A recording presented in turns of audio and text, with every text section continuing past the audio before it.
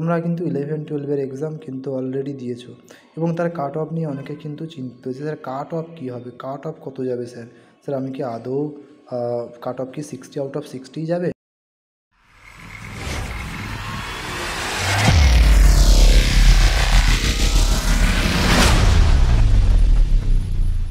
বলছি তোমরা সকলে খুব ভালো আছো, তোমাদের প্রস্তুতি একেবারেই টপ নচ। তো দেখো তোমরা কিন্তু 11-12 এক্সাম কিন্তু অলরেডি দিয়েছো এবং তার কাট অফ নিয়ে অনেকে কিন্তু চিন্তিত যে স্যার কাট অফ কী হবে, কাট অফ কত যাবে স্যার, স্যার আমি কি আদৌ কাট অফ কি 60/60 যাবে, নাকি আমি 48 পেয়েও আমি কাট অফ সিলেকশন করতে পারবো? তো দেখো তোমাদের জন্য আজকের ভিডিওটা মন দিয়ে দেখে নাও, তোমাদের জন্য স্লাইড কিন্তু আমি অলরেডি রেডি করে নিয়ে চলে এসেছি। কি বলছে দেখো, আমি মেল ফিমেল সবগুলো কিন্তু একসাথে বলবো। প্রিভিয়াস ইয়ারের কাট অফগুলো তোমরা অলরেডি এখান থেকে দেখে নেবে।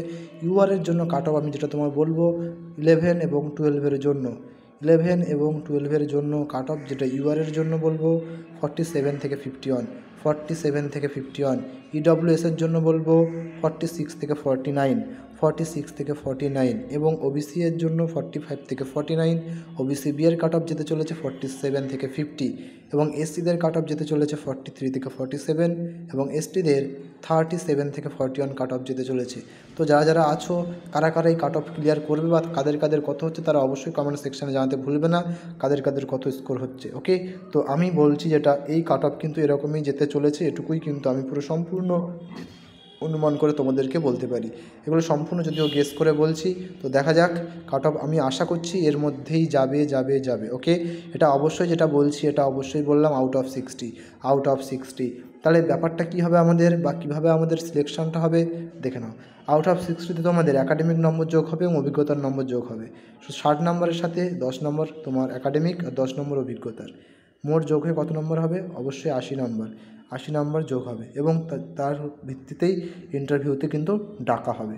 তাহলে 80 নম্বরের ভিত্তিতেই আমাদের কিন্তু ইন্টারভিউতে ডাকা হবে। ওকে, তো চলো রিটেন এক্সাম কত?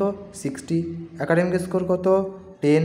তারপরে দেখো নাম্বার ডিস্ট্রিবিউশন কীভাবে হবে? 60% বা অ্যাবভ থাকলে 10-এ 10 পাবে, 50% থেকে 60%-এর মধ্যে থাকলে 8 পাবে, মানে 59% রাদার থাকলে 8 পাবে এবং 50% নিচে থাকলে সে 6 করে পাবে।